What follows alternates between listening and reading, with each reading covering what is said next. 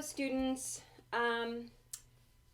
this is our Pilates anatomical tutorial video, and this is for all my Pilates classes, but if you will access some handouts that I'm going to be referring to in this little tutorial, that would be helpful.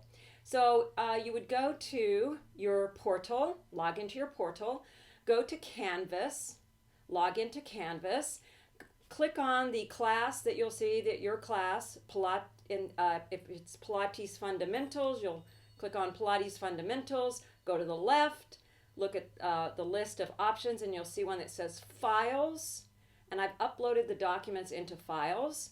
So click on Files, and then you'll see the handouts. The ones I'm going to be referring to are the following. The first one is Pilates Anatomical Terms and Concepts is the title of that one. And this is just a list of things I'm going to go over. You'll also see one that says Skeleton, and that's a picture of a skeleton with the names of the bones. And then there's one that's called Neutral Spine Curves, and that shows some pictures of the spine for posture as well, and the curves of the spine. And then you'll see one that says Neutral Spine Pics number 2, and that has some pictures of the spine and positionings of the spine and pelvis and the head in a laying down on your back position. And then you'll also see one that says Pilates Anatomy Pelvis, and that is pictures of the pelvis in various positions, both facing front and from the side. And so I'd like you to also pull that up as well. So that's quite a few, I know. But if you'll get those ready, maybe pause me and get those ready. So I'll be referring to those. Okay, so we're going to get started.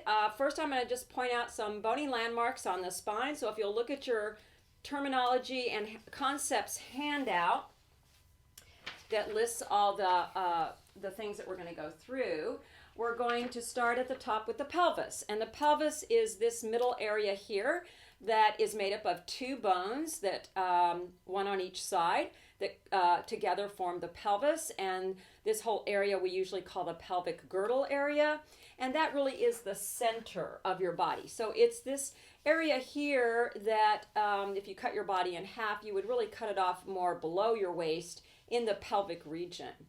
And the pelvis is very important to our alignment and posture and our positionings that I'll cue you into for Pilates. So the pelvis is made up of, as I said, two bones. They're the same, one on each side, the right and the left side. And these two bones meet in the front at the lower portion of the pelvis, and that's the pubic bones, or pubis symphysis. And so that is listed under number 1 on your handout, which says pelvis. You'll see it says, the number 2 bullet says pubic symphysis, or PS, and that's the pubic bones at the lower region of the pelvis. And they meet in the front. There's some cartilage in between those two bones. All right, then you'll notice that these pelvic bones are a spiral. They're not flat. They're like an S shape. So they are dimensional. And on one side is this little cup, and that's where your hip socket is. So when we say put your hands on your hips, you really can't do that because the pelvic hip socket is deep inside here. And so that's where your leg bone hangs. It hangs out of that socket. So your leg bone is made up of a long bone with the ball at the top and a little neck that goes inward, so it can fit right in to this little cup on the pelvic bone that it fits into here. And so you can see that on my little guy here. And so that is your hip area, your hip socket right there. These are your pelvic bones that when you put your hands up here on what we sometimes say, put your hands on your hips, that's really your pelvic bones. So I'll be using the anatomical term pelvis to talk about when I want you to line up your pelvis. I'll be referring to the pelvic bones. And then when I'm referring to the hip, that's this deep socket right in here. And I'll tell you in a minute how to find that. Then if you continue on number 1 under pelvis, there's at the top bullet there, it says ASIS, and that stands for Anterior Superior Iliac Spine. I don't expect you to remember that, so I'm just going to use layman's terms and call it the front points or front pelvic bones. Now, what those are if you take the pelvic area and then you want to find those bones, we all have them. It's where the bones, as you come from the top of the pelvic bone and you run your fingers along the front crest, and then you find the point that sticks out the furthest to the front area. It's little bones that stick out to the front. And these bones on either side that stick out to the most to the front are called the ASIS, or anterior superior iliac spine. So I'm going to call them front pelvic bones. And we're going to use those as a reference for how to line your pelvis up in what we call neutral pelvis. And neutral simply means normal. Neutral pelvis means you're in your normal pelvic position. How do we define that? Normal means these two ASIS are number one, level with each other, and they are in the same plane with the pubis symphysis that I just talked about, the pubic bones. Okay, so what does that mean? That means that if I take my little guy here, which I can maneuver with a little better, and I want to be in a neutral pelvis, these two front pelvic bones and the pubic bones are in the same plane. So if I were standing up against a plane of glass, those three bony landmarks, the two pubic bones, we're going to just think of it as one bone because they're connected, with these two bones that stick out the furthest at the front. And those three bones, if they're in the same plane, okay, establishes a neutral pelvis. So, to demonstrate that a little more specifically, if I'm in a tuck, a lot of times we call it a tuck. That is where we shove the pelvis forward like this. And we bring our tailbone under. And the pubic bone pushes forward. And that flattens your back waist. That's a position that is not neutral. That's called a posterior tilt of the pelvis. And it's a tuck. And the problem with working in a tuck, for what we're going to do, is that it locks your hip sockets. So it shoves your hip socket bones forward. It grips your butt. It turns off your back muscles so they become weak. And then you're also compensating. When you tuck, it's hard to be in good alignment, so you compensate by bringing your head forward to counterbalance the pelvis. And then your shoulders are kind of slumped back. So we have this forward head usually, and we have a tucked pelvis with a grip of the butt, and our back muscles are, you're very flat here, but that means your muscles are not strengthening and supporting you. And then try walking like in a tuck. You shoved your hip bones forward when you tucked, which means if I try to walk, it's really hard to move. I'm kind of shuffling. And that's because when you tuck the pelvis, it causes this little hip socket area here, here's the little hip bone, to shove forward in the socket. So when I tuck, then my little socket bones shove forward as well. That locks this mechanism in terms of my leg being able to move. So this femur bone's designed to spin in the socket.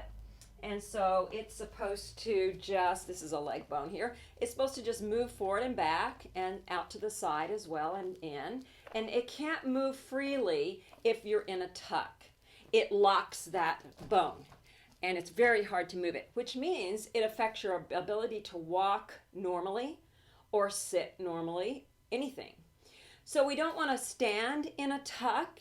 We don't want to walk in a tuck, right? And we don't want to sit in a tuck. So I'm going to demonstrate a little bit of that so you can get a feel of that. So if I am sitting, whoops, sorry about that. If I am sitting, and we sit a lot in our society, don't we? Yes, we do. So if I'm sitting, and I'm going to get myself on a brick so you can see a little bit better, I hope. And so if I'm sitting, and I'm right on top of another part of the pelvis that I'm going to talk about, and that's these little rocker bones at the bottom. So your pelvic bones, those two halves, not only do they meet in the front at the pubic bone, but they have these little bones that are kind of butterfly-ish looking bones, or what I call rocker bones, that are at the bottom, And those little bones are what we sit on. So in your handout, those are under the pelvis, it's the third bullet, and it says ischial tuberosities, and in parentheses it says sit bones, and they're at the lower back bottom of the pelvis, and they're the bones you sit on, ideally, if you're in a neutral pelvis or a normal pelvic position with these three front bones in the same plane that I talked about. So that means you need to be on top of those little sitting bones when you're sitting in order for your spine to be elongated in good positioning and not put stress on the body and cause poor alignment, which does weaken some muscles and cause over tightness in other muscles and causes a compression of your organs, which makes it hard to breathe and hard to function. So not a healthy thing for us in any way, shape, or form. So again, if I'm on top of my sitting bones, I can get up in what we call neutral or normal spine. So my natural curves are there. That's what neutral means, normal. So I do have some curves, but I'm not exaggerating them. But I'm also not behind the sit bones and slumping in that tuck and rounding my spine in what we call a C curve, but it's a more compressed curve. And this is how a lot of us sit, right? So we get in our chairs or at our desk, and pretty soon before we know it, gravity takes over and we get fatigued and we start to do this. And the head goes forward and the shoulders go forward. And then, all this tension starts to happen in the upper back and neck, right? And so if you're sitting at your computer for a long time, where's the first place you feel it? Usually the neck and upper shoulder area, and sometimes the low back as well. And it affects all of that. So what we do is we lift our low back pant waist. So you grab your back pant waist if you have one. You think of just pulling up on it. You rock on top of those little rocker bones at the peak of the rock of the bones. And then you align the two front ASIS and the pubic bone in the same plane so they are level. And that, remember, is those three bones are lined up in the same plane, whether I'm sitting, standing, or lying down in a minute. And that puts me in neutral pelvis. And then what happens when I do that? I'm not compressing the vertebra, those are those little bones of the spine, and I'm also not squishing my organs. So now I can breathe better. Then my neck and head can be in good alignment. Your head's heavy. It's like a bowling ball. It's heavy. And it's on this little bitty neck with small vertebra. And so when my head goes forward, that puts a lot of tension into the body to hold that head in that position. So I want my earlobe directly above my shoulder line. That's a good reference when you're in seated. So I don't want the head to pull forward. I don't want to squish into this rounded, compressed position. So I want to get on my sit bones, get my pelvis in neutral, lift my low back, tighten my front abdominals, line my shoulder up over the center of the pelvis and my earlobe over the center of the shoulder. Now I can sit here for a long time. At first, you'll fatigue quickly because usually those posture muscles have weakened because of the way we tend to sit a lot like this, and now they're weak. So we have to retrain them. So when you first start sitting in good posture, you might say, this is harder. This feels more uncomfortable. Yes, those muscles have atrophied. We have to retrain them. They have to get strong again. So it takes a little time to do that. So in Pilates, what you want to focus on is good alignment. That means posture. And so all these things I'm talking about today are for you to think about and apply into all of our classes, and I will keep referring to them. So that's a little bit about the pelvis. So again, we're not going to tuck in most of our work. So look at number 2 on your anatomy handout, and it says neutral pelvis. Now I just defined that, and here it is for you. Each ASIS, these two front pelvic bones. So to find them, put your hands on the top of your pelvic bones, slide your fingers forward. You'll find the part that's the most forward part of the bony part of that pelvic crest. And if we have a little more weight on this, you might have to dig and find them, but they're there. And once you find them, put the heels of your hands on those. Now, aim your fingertips toward your pubic bone. Now, we have a lot of tissue and hair and stuff right there, so you might not be able to touch your pubic bones, but you can imagine. And the two front pubic bones should be in the same plane with those heels of your hands on the ASIS. So if I'm tucking, my fingertips are in front of the heels of my hands.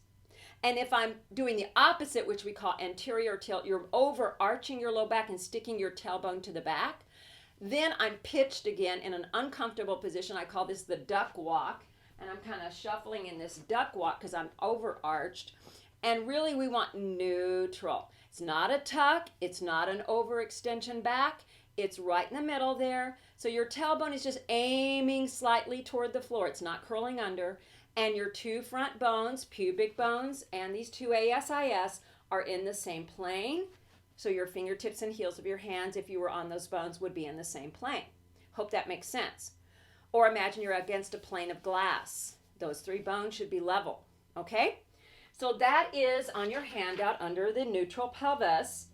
And again, these three bony landmarks, when they're level, then the pelvis is called neutral.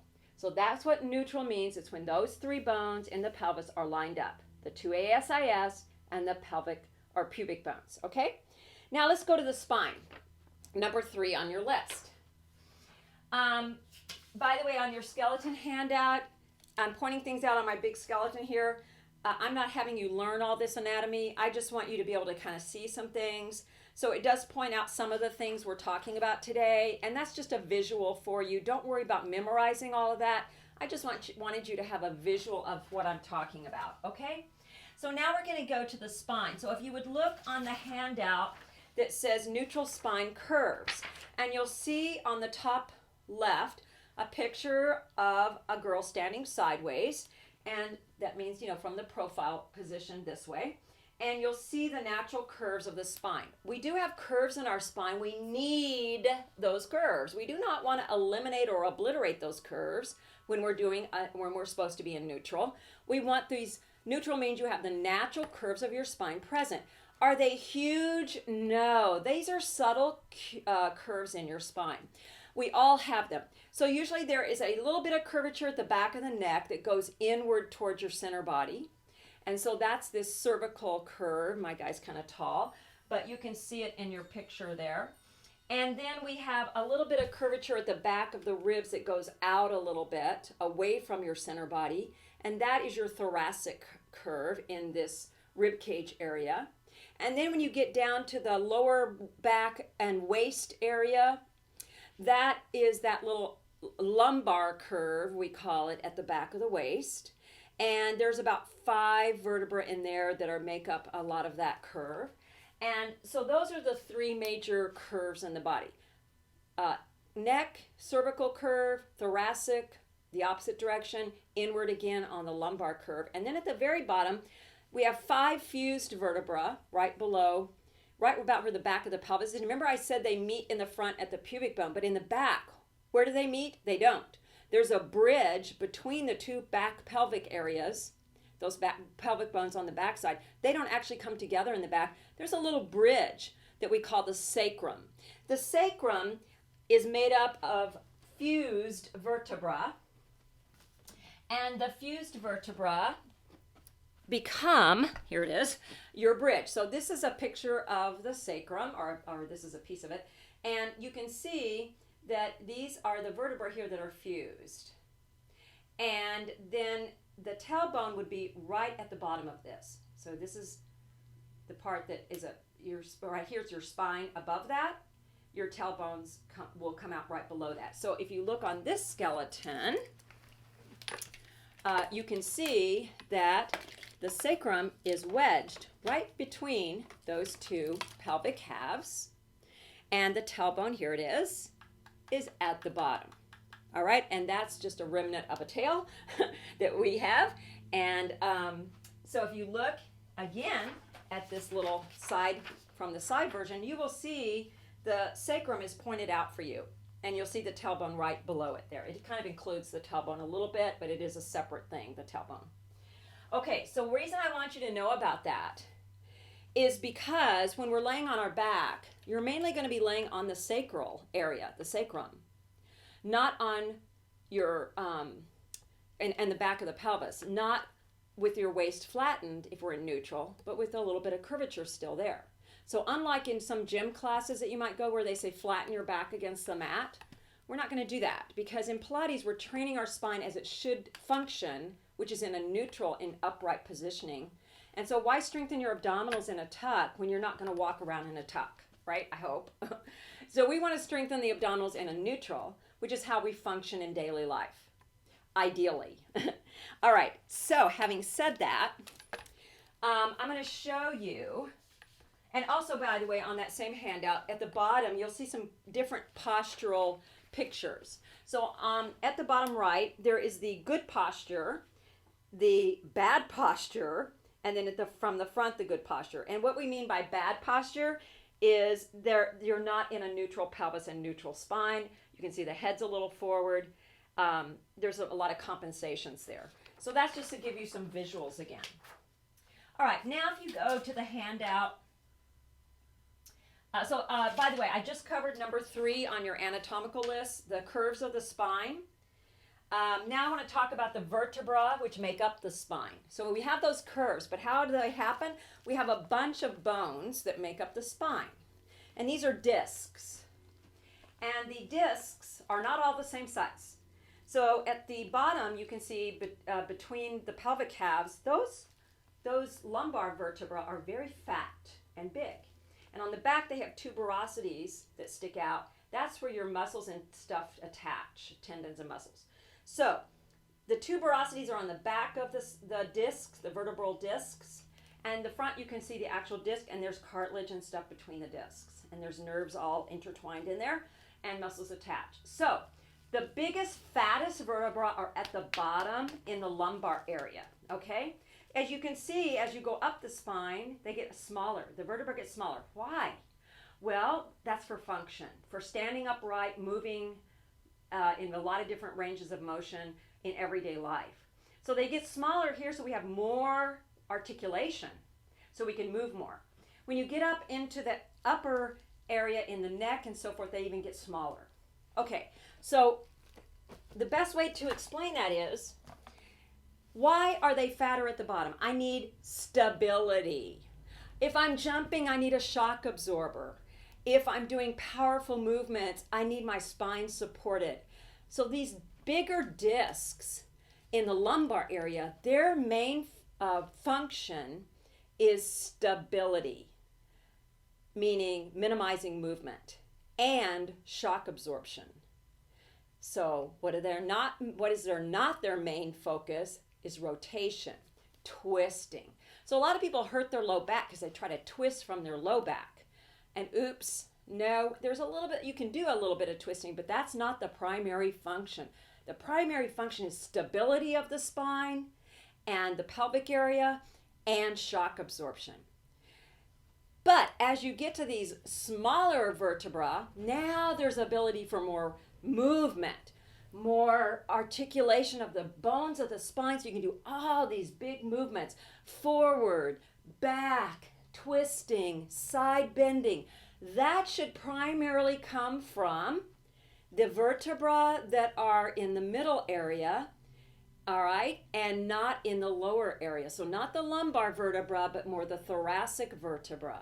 Yeah, they're more designed for those kind of movements. So when I cue Pilates, I won't cue you to twist from down in here. I'm going to cue you to twist from your ribcage area, okay? And do other movements from there, like lateral bending. Now, if you get up into the neck area, they're even smaller, because in the neck area, we have even more need for movement. We have to be able to move our head to do a lot of things we do in our daily lives. We need to look up, we need to look down, we need to look to the side and behind us. And so then in the neck area, those vertebrae are even smaller, so we can do all that movement. Now, the danger is you got that big old head that's heavy and these little vertebrae, so we have to be careful how we place the head when we're moving, so we're not putting strain. So that's why we do work on alignment through the whole body, not just certain parts. Yeah?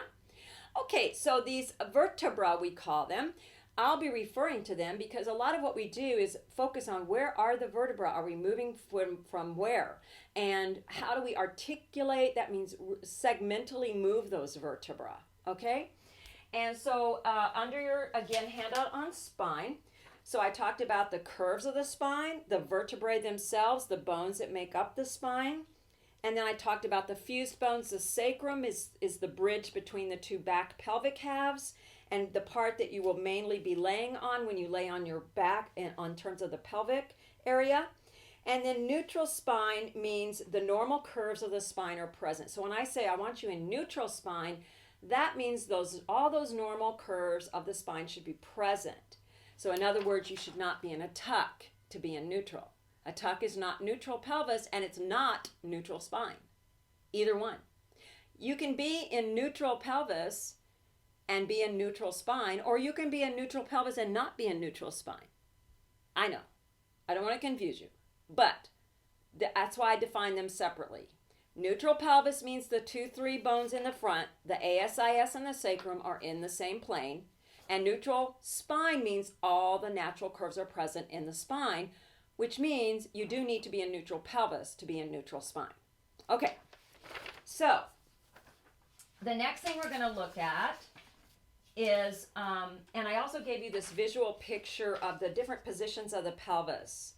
And you can see there is neutral, there's the anterior tilt of the pelvis, which I said is,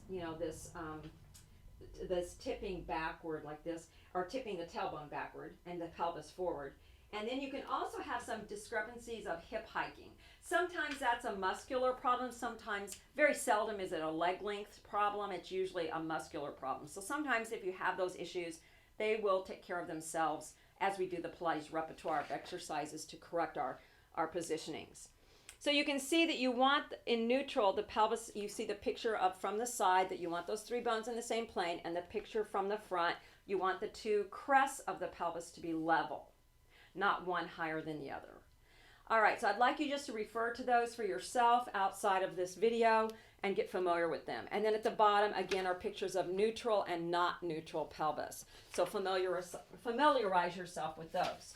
The last handout we'll look at is the one that says neutral spine pics number 2, and that's the little picture of your spine laying down in all the 3 different ways. You can be neutral, or a tilt, or tuck, or an arch. And we're going to talk about those, and then the neck positioning. So let's go over those. When I'm laying down on my back, which we do a lot of that in Pilates for some of our exercises, move my guy a little bit. So when I'm laying down on my back, let me just get him out of the way for a minute, I still can establish my neutral spine. And I did a blow up of this, and I hope you can see it a little bit, but when I'm in neutral lying on my back, again, all that stuff we talked about is we want in neutral, we want the pelvis, so those 3 bones are level, but now those 3 bones are facing the ceiling when you're laying down on your back. So I'm going to show you how you can put something there. I'll just do it on my skeleton and see that they're level. And on yourself, it's hard to do because you got stuff in there. It may not lay flat, but you can visualize it. When you're in a tilt or a tuck, the board slants towards your body when you're in a tuck. If you go the opposite way, the board tips the other way. This is just another picture of the one I gave you in your handout, and these are more posture pictures that are pretty much I covered in your handouts. So now what we're going to do is I'm going to demonstrate the lying down position in neutral with my skeleton and with myself. So here's my skeleton, and I'm using this guy so you can see a little better. Here's his head, and here's his pelvis, and these would be the legs. Now, the spine are the vertebrae, as we said, and I'm going to lay him down on his back. Now, when the pelvis is in neutral, as we said, then we want those 3 bones, that 2 front pelvic bones, ASIS, and the pubic bones to be level in the same plane. Okay? And so I'm going to come in a little bit so you can see this, hopefully, a little bit better. All right. So, let's get him in neutral. I'm going to use this little pad as my board so you can see. Here's the pubic bones and the 2 front ASIS bones. He's on his back. And if I lay a board there and we want him in neutral, the board should be level. So let me get him in a neutral position. Now I've got the board on those 3 bones. Yeah, it's level. I could put a cup of hot coffee here and it would not spill toward the body or away from the body. But let's take him into a posterior tilt or tuck. So I'm just going to take the tailbone and curl it and move the pelvis toward the body. And as I do that, curl that tailbone.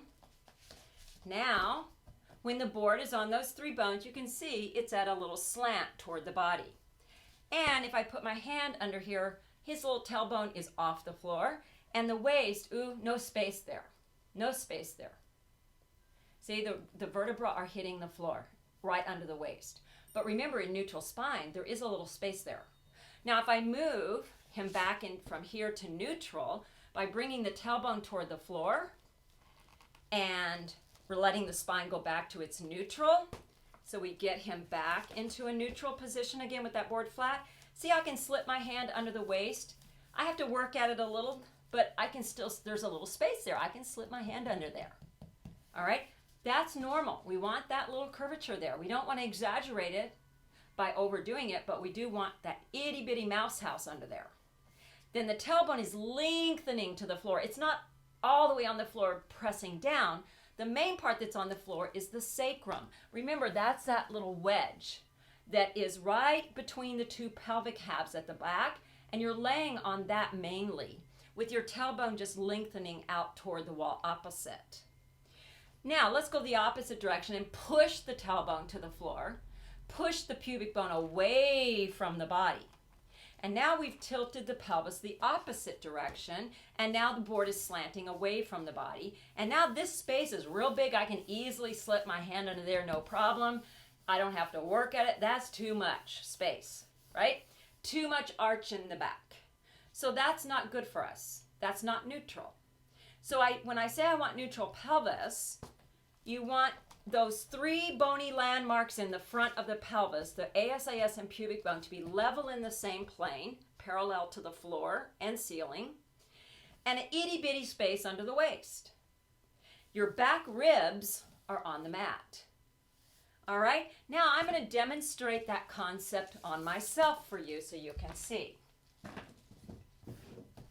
So, if I'm laying down on my back, and we'll often do some stuff with the knees bent like this, and the feet almost under the knees, and I'll ask you to go into a neutral pelvis. That means my 2 front pelvic bones, I'm going to find them with the heels of my hand, and my fingers are going to aim toward the pubic bone. And I want to have a sense of those 3 bony landmarks in the same plane parallel to the ceiling and floor. Then if I can I may have to work at it, but if I can feel there is a little bitty space under my back waist, but all my back ribs, including the lowest rib, should be on the mat in neutral pelvis. And that puts me in neutral spine. All right, now I'm going to move my arms so you can see. I'm in neutral right now. All right, I'm going to move this up a little. And then what I'm going to do now is move out of neutral into that tuck or pelvic tilt, which I like to call it a tilt. We do tilts in class where you hollow your belly to initiate. You curl the tailbone gently away from the floor toward your body, and your back waist will flatten. But it's more of this scoop hollow of the abdominals, not a bulging, and I'm not gripping my butt muscles. They're not hardly on at all yet, because I'm not working my glutes here. I'm working my lower abdominals to do that tilt. So I'm going to, from there, lengthen my tailbone toward the feet to go back to that neutral pelvis. Can you see it now? I am back to neutral. Let me do that again. I lift my low belly underneath like I'm scooping a piece of taffy in toward the waist and up under the ribs. And then that allows me to curl the tailbone just enough to flatten my waist. So yes, the curve is gone back there, but notice it's just a little tiny movement. It's not huge. And then I lengthen back to neutral. Now I'm going to do it wrong. I'm going to bulge my belly to do it and grip my butt And see how I bulge there. Ooh. Now, do you want your belly to pooch up like that all the time? No. Do you want your butt gripping and making your low back weak? No. So we want the backside to work too. And now I feel mostly the work in my glutes, not even in my abs. Okay? No, we're not doing a glute exercise. When we do abdominals, we're doing abdominals. And I'll talk about those later. So the abdominals are what we're focusing on. And so when you go back and forth, it's not a lot of movement and it's not a lot of musculature that has to grip and turn on. It's very subtle, like a dimmer switch. I'm just turning the light on a little bit to do some small movement. And that's just what I'm talking about here with the pelvic tilt. I'm going to do it again. I'm in neutral. I'm going to scoop my low belly and curl the tailbone a little bit off the floor as I flatten the back waist. That's as far as I go, just to a flat waist. And then I lengthen back to neutral. There's your pelvic tilt. We'll call this pelvic tilt in class. And we start with these often before we continue. We're warming up and just getting the body to start to respond. And we're trying to get those low abdominals turning on. And we're trying not to overwork and turn on muscles we're not ready to use yet. We're trying to isolate certain groups in order to do what we want to train the body to do. Now, once I've learned how to do that, then I can continue adding other things. So, for example, we will be learning how to do a bridge where you start with the tilt and then you roll the spine up. And now we're going to go through each of those vertebrae so we feel them go into the mat. And then we find the neutral at the bottom, but we don't overshoot it. And see, this is wrong. I've pushed my tailbone down and now I have too much space under here. My low back ribs are up. Nope, I don't want my ribs popping up. I want my back ribs on the mat. I hope you can see the difference between the arching of the ribs and keeping the back ribs on the mat. And the difference between a neutral pelvis and a tilted pelvis. Okay, and it's how we tilt it that matters. It's that scooping and not overusing the glutes. They're really not on yet in just the basic tilt. Okay, so if you look again at your handout on the terminology,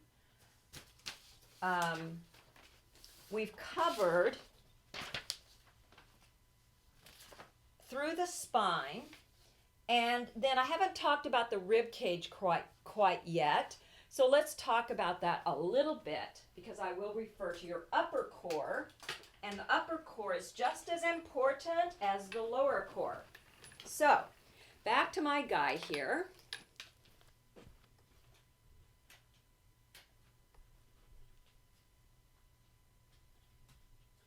Okay, so in the rib cage area, we all have, I like to call it sometimes a rib basket because it's not a cage that is hard. There's muscles between these rib bones, and that allows the thoracic rib cage area to expand when we breathe because our lungs are housed inside this area. So when our lungs fill up with air, these ribs actually do expand sideward, backward, because the ribs go all the way around to attach on the back of the spine. So they expand out to the back, out to the sides, and a little to the front when we inhale. So the muscles between the ribs allow us to do that. We inhale, the ribs expand in those different directions, and when we exhale, the ribs soften again, and you come back to your normal position of the ribs. So when we breathe in Pilates, we want to do what we call thoracic breathing. We're focusing the rib cage area, not the low belly area. We're not belly breathing. We also don't want to, when we inhale through the ribs, we don't want to shrug the shoulders up. We want the shoulders to remain normal in their laying down position like so. We don't want them tensing up. That puts tension. So I don't want to inhale and lift my shoulders unless I'm doing it as an exercise, right? But in normal activity, normal daytime stuff or nighttime stuff even, you don't want to be up here with your shoulders, right? So we call it the rib cage usually, but it's also, I like to think of it as a rib basket. It expands, it has mobility. Now, in Pilates, a good way to think about it is that your ribs here on the sides and the back are able to move, as I just said. And so when you breathe, I'll have you do exercises where you put your hands on your side ribs and you'll try to breathe into your hands. So you'll inhale into your hands, the ribs expand sideward, and you'll exhale, the ribs soften. But I don't want to go inhale shrug the shoulders. No, I'm only thinking ribs and more to the side and the back than the front, okay? Because I don't want to belly breathe. So I just wanted to point that out. Now, the ribs meet in the front at the sternum, which I'll just use layman's terms and call it breastbone, okay? So that's on your anatomical list. Number 4 is ribcage. Number 6, I'm sorry, wait, I don't know if I have it on here, do I? I think I forgot to put sternum on the list. So the sternum or breastbone, do be aware of that. Now at the bottom of the breastbone, right below that bony part is a soft place. It's kind of a vulnerable place too. And that little soft point, I will refer to it in class as the solar plexus. Solar plexus. S-O-L-A-R, solar plexus. P-L-E-X-I-S. And that is a key point because sometimes I'll say sink the solar plexus or line your stick up across from your solar plexus. That's because that is really the upper core, the main upper core point that we work from. So when we do an ab curl, we will be folding the chest at the solar plexus to initiate our ab curl. We'll be sinking the breastbone and curling, sinking the solar plexus. So you'll hear me refer to it. And why it's important is it's directly across from the deepest part of your lumbar curvature, your thoracic curvature in the back of the ribs, the part that goes out the most away from the body. So the curve of the ribs outward this way, not the ribs, the spine outward this way. The deepest part of that outer curve to the back, right, is right across from the solar plexus on our bodies. So you'll hear me refer to this point, the soft place at the bottom of the breastbone, the solar plexus. Okay, make a note of that. And then the rib cage, in addition to that, at the top of the rib cage, you'll have these two little S-shaped bones, which the layman's term is collarbones, but the anatomical term is clavicles. And so if you look on your list, the clavicle is number 5, and I put in parentheses the layman's term, which I'll use, collarbones. All right, so the collarbones are important because they're these little bones. They're little, but they start right at that little indentation notch right here, right on either side. We can really see them actually usually on our bodies. If you follow them out to the side, they actually join up with the little ledge that is part of this flat bone that lays on the back of the rib cage area on both sides, and that's the scapula or shoulder blades. Scapula or shoulder blades. And the shoulder blades are bones where a lot of muscles attach, and those bones are very mobile. They can go up, down, out to the side, and in, and diagonally up and down. And they work to help move your arms and your torso area for range of motion. And so the collarbones attach to the crest. The flat bone in the back has a little wet ledge here that goes out to form a little place here above the arm bone, and the clavicle connects to that. And then the arm bone is in a little socket that is also part of the scapula. And so that is important because a lot of people have poor posture in their upper body, and then end up also getting problems in the upper body, and also some people injure their rotator cuff muscles, which have to do with this whole area. So we want to work on good alignment in our upper core as well as the middle and lower core. So the shoulder girdle area is important. So what we're going to do is I want to just talk about that a little bit, because if you slide the shoulder blades upward, it's lifting your shoulders up.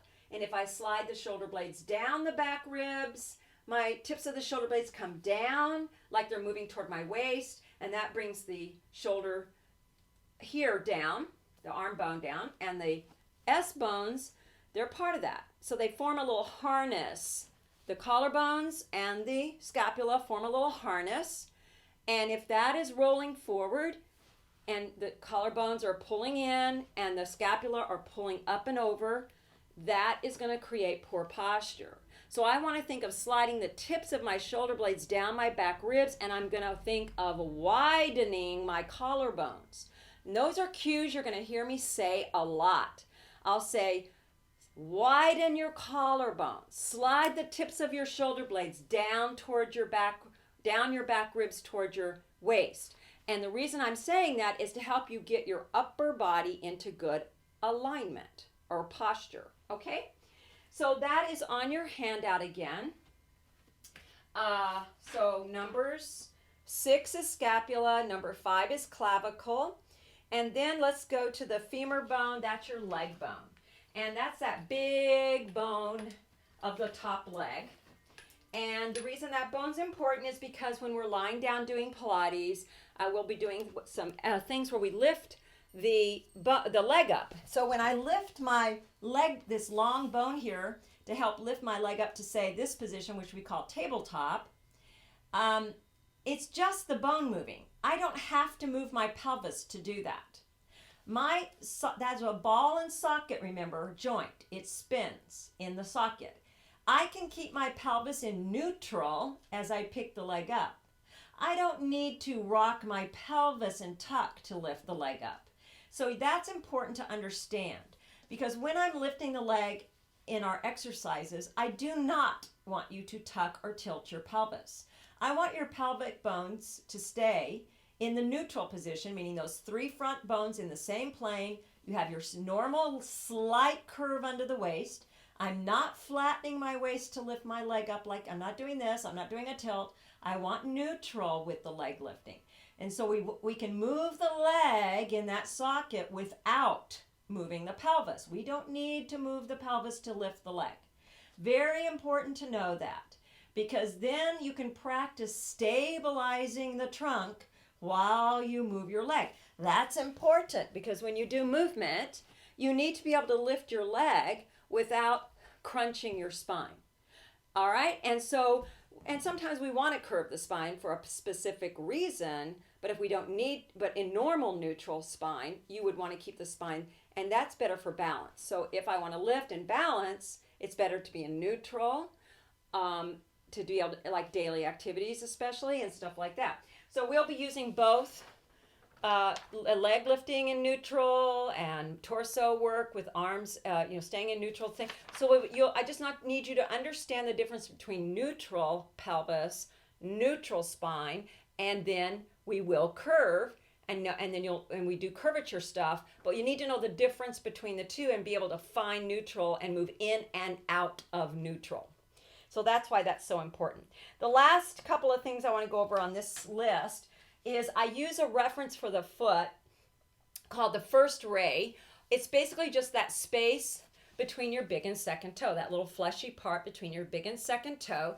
And that little space, we want to line ourselves up so that when we're standing or even lying down with the feet flat, we really want to have like I usually have us in a position standing for some of the standing work with the feet right underneath your hip sockets. Now, to find the hip socket, if you put your hands on the crest of the top of the pelvic bone, run it forward, and you'll feel the ASIS we talked about, right? Now, the ASIS is the most forward part, and then you just go to there, and that, keeping those level facing forward, that's basically where that first ray, it's kind of lining up there. Another reference is the sitting bones. It's lining up under the sitting bones. They're all the same. Sitting bones and ASIS, they should be lining up.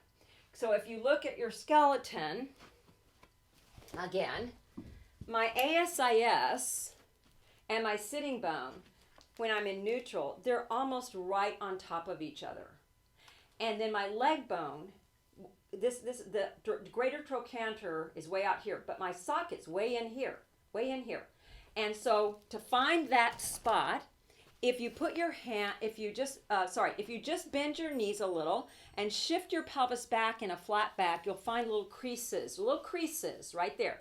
Put your fingers in the center of the crease and then stand, and those are your two hip bone sockets, right about there. And those 2 points are real close to your being right under your ASIS, the 2 bones up here. And that's the spot that you line your big and second toe up with for that position of the first ray being lined up right over your hip socket and your sitting bones, all right? So it's only about, what, a fist apart. That's about how wide we want to be for a lot of our standing and laying down work when the feet are flat, is about a fist. You took your fist, put it between your inside ankle bones, that's about right. And that's our kind of a normal stance. Now, not all the way together, not real wide, just right, like so. And so if I think when I bend my knees that the knee is going right over the fleshy part between the big and second toe is how you want to line your knee up. So that's why I want you to know that reference. So knee, the center of your kneecap, directly over the fleshy part, the first ray, between your big and second toe. That's a good reference for lining up your knees and feet and hips in good alignment. All right, occipital bones. Those are the bones at the back of the skull. And so on this one, let me move this up a little so you can see the head. When we do some of our ab work, I have you interlace the fingers, and then I have you put the heels of your hands on what I call the occipital bones at the back. And so it looks like so. And so we have these little bones that stick out right behind the ear to the back side of it on both sides. And the heels of my hands go there, and then I interlace the fingers, and my elbows are on a slight side diagonal. When I'm doing some of my ab curls, I don't want to pull the elbows forward, and I don't want the hands on the top of the head. I don't want the hands on the neck or on the lower neck and lower head and neck area. I want them on the occipital bones. So if on my skeleton, if I turn him around, again, it's this little bony part that kind of sticks out a little bit just behind the ear. So right in here. And that's where your hands are going to go. You can kind of feel it. It's a little bone that sticks out right back here on either side. And you put your heels of the hands there. You interlace your fingers, and your elbows are on a side diagonal. Okay.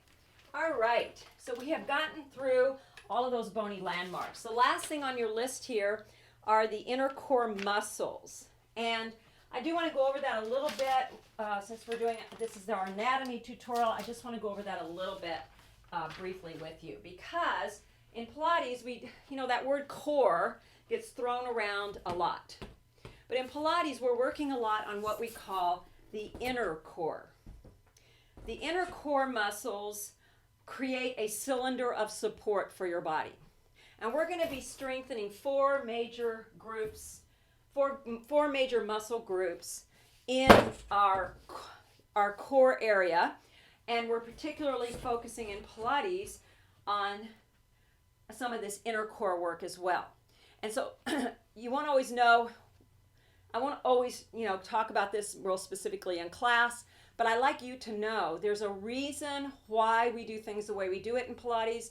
And some of the reasons we do some of the exercises the way we do them is to access these deeper core muscles, what we call the inner core muscles. And this is your spine right here. So, and this right here is the bottom. Here's your sacrum. That sacrum I talked about, and the tailbone would be under that. And then right here is your pelvic floor. That's the bottom part of your pelvis. Here's your pubic bone here. And so the pelvic floor is the bottom lid of the cylinder. We need that pelvic floor to be activated, and a lot of our muscles, I'll be doing things to activate it without you having to really think about it too much. I have some tricks because it's a more passive muscle that we have to use imagery to kick it on, or some little help with, I like to use little spacers between the legs. That helps turn on the pelvic floor. And then the top of the cylinder is the diaphragm. That's your breathing muscle. And that's the top of your lid.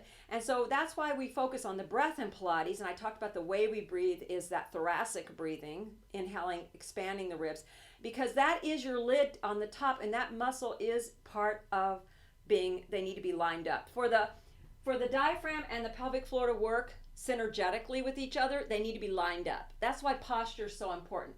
If I'm in bad posture, the diaphragm doesn't function the way it should. and if they're not lined up and you're in poor alignment, these two don't synergetically work together, which they're supposed to. So they kind of do this together, and they need to be lined up to do that. Now, the front of the core, you've got your abdominals. So we've got the surface abdominals, your rectus, which goes vertically. That's that six-pack muscle that attaches at the breastbone and the pubic bone, goes here vertically. And then you've got your diagonal muscles, the external obliques that go this way, the internal obliques that go this way. The internals are deeper than the externals. They're layered on each other. And they kind of go from the sides and around, and so they're working on diagonals. There are muscles that help us do twisting and lateral bending, as well as forward bending. Now, in addition to that, you have a big horizontal muscle that's the deepest layer of your abdominals, and that's called the transversus abdominis, or the TA muscle. And that goes around horizontally kind of like a cummerbund, like a big wide belt. It attaches in the back with some fascia, but then it wraps around, and it's very deep, close to the spine. And it's your major stabilizing muscle. And it's the one that gives you the flat belly. So when we get that muscle activated and working like it's supposed to, it's not a muscle that moves you. It's a muscle that stabilizes and helps you keep your neutral pelvis and helps you function and supports your spine. And it works synergetically with the back side of the core, which is a deep spinal muscle called the multifidus. It's very fat at the bottom, right below the waist. It attaches on the lower spine and pelvis at about the sacral area. That sacrum I talked about attaches there, but it like chevrons up the whole spine all the way up to the upper body, upper spine area, almost to the neck, or up to the neck. But it gets smaller the more you go up. But the thickest part is down here, and it is the back side of your core. The multifidus works synergetically with the TA, the transverse abdominis, to support you front and back. We will be turning on that multifidus. But just like the TA, the transverse abdominis, it has to be encouraged. And guess what? It's the one that atrophies the quickest when you're not in neutral, when you start slumping and sitting in these positions. That multifidus turns off and gets very weak. And guess what? They've proven scientifically we cannot turn on that multifidus unless you're in a neutral pelvis and ideally a neutral spine, but especially a neutral pelvis. I can still be curving my spine, but keep my pelvis neutral, and then that multifidus is kicking on down here to support me for stability. So very important that the pelvis is neutral in order to get the front and the back of the core working to support you and to avoid low back injuries, low back pain, and low back fatigue. So we will be training the back side of the core as well as the front and sides of the core. Full cylinder. Okay. And the lids. So I wanted to give you that image because it's very important when I start teaching you the classes that you have a little bit of an idea of what I'm referring to when I use these terms and talk about it a little bit in reference to our exercises. Again, don't worry. I'm not going to test you on anatomy. I'm not going to test you on these terms, but it's very important that you're able to visualize in class what we're trying to do, and that helps you be more successful as a student in the class. So very important to try to understand those. I hope that helps give you a basis for what we're doing. I very much recommend you watch this video more than once in order to help it, especially after we've done a couple of classes. After we've done the first couple of classes, come back and watch this again. I think you'll find it really, really helps you understand the basics of Pilates, because that's really important to everything we're doing in Pilates. The foundation is where it's at. Once you understand the foundation of Pilates, the rest of it comes much more easily, and you'll get really great results in your body. That's what we're here for, right? A healthy, balanced body that we can function in and do all the things we love to do, and do them without injury, and be able to do them, as Joe Pilates said, with vigor and not have injuries. So again, just go over the handouts I gave you, refer to them throughout your course, watch this again later on, and I think it will really help you. Thanks for listening and staying with me on it. Good job.